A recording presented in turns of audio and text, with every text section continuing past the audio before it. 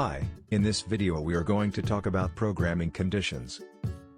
Programmers often want to execute different instructions depending on some condition. For example, we have a simple program that removes a file, first asking a user if they are sure. If the answer is yes, it removes the file, otherwise, it just finishes. To create this program we should use programming conditions. A condition in programming consists of two parts, the condition, that can be true or false, and a set of instructions. If the condition is true, the program executes all the instructions from the set.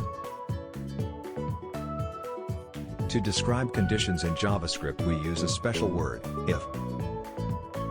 Then we place the condition inside round brackets, and the set of instructions, inside curly brackets. Let's look at the code of the program that we described before.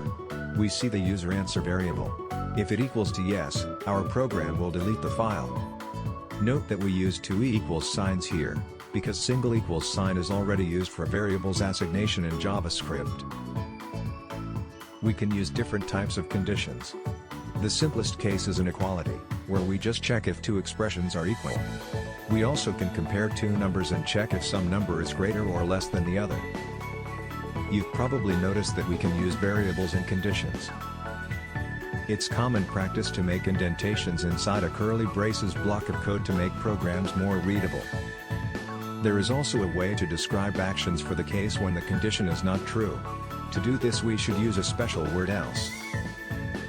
Assume that in our previous program we wanted to print skip to the screen if the user has cancelled file removing. Otherwise, we want to delete the file and print deleted. In this case, our code would look like this. Feel free to pause this video and read it carefully. Thank you for watching this video. Now you can use programming conditions in your code.